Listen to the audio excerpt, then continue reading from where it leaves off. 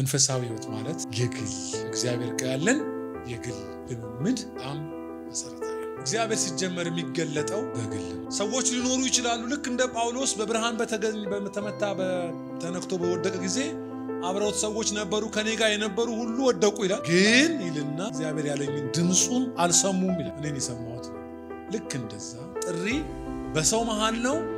ሰው አለ፣ ግን እግዚአብሔር የሚገናኛችሁ በግል።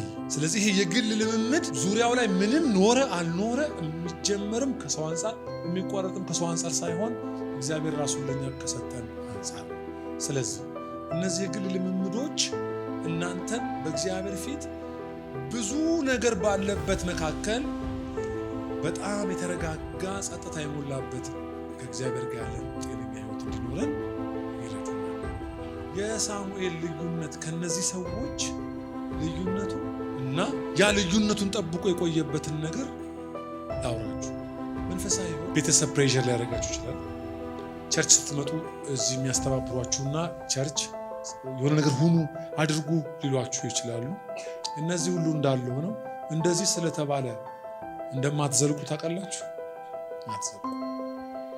ሁሉ ጊዜ ግፊት ከሆነ ለግፊቱ ወይ ምላሽ ትሰጣላችሁ ወይ ደግሞ ግፊቱ ይወስዳችኋል። ግፊቱ እናንተን በቋሚነት አይቀይርም። የማትጸልዩ ከሆነ ለምንድነው የማትጸልዩ? ተነሽና ጸልይ ሊሏችሁ ይችላሉ። እናንተን ግን በቋሚነት አይቀይራችሁ።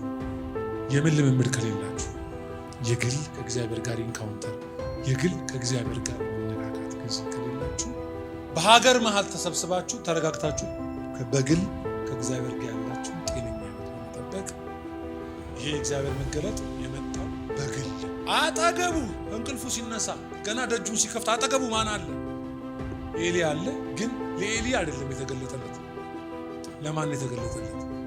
ለራሱ ለሳሙኤል እግዚአብሔር ባድራሻ ማን ሆይ እያለ ሳሙኤል ስሙን ጠርቶ እግዚአብሔር አብረውት መቅደስ ውስጥ ከነበሩ ሰዎች ሁሉ ይልቅ ለብቻው ይጠራው ነበር። ይሄ ብቸኛ ከእግዚአብሔር ጋር ያለው መንፈሳዊ ነገሩ የተነካካ እንዲሆን እግዚአብሔር ጋር የጀመረው ዓለሙን የጀመረው እግዚአብሔር ለእርሱ በመገለጥ በማናገር በመረዳት ብላቴና እኮ ነው። አዎ አለየም። ያኔ ገና ልክ ነው። አይለይ። የገባው ቀን ይገባዋል፣ የተረዳኝ ቀን ይረዳኛል ብሎ እግዚአብሔር ማስተዋል ነው የሚሰጥ አምላክ ስለሆነ እግዚአብሔር እስኪረዳው ድረስ ይገለጥለት ነው። እንዳውም ድምፁን ብቻ ሳይሆን ቅድም እንደነገርኳችሁ መጥቶ አጠገቡ ምን ብሏል? አጠገቡ እስኪቆም ድረስ የማንን መገለጥ ያስተናገደ ሰው ነው? እግዚአብሔር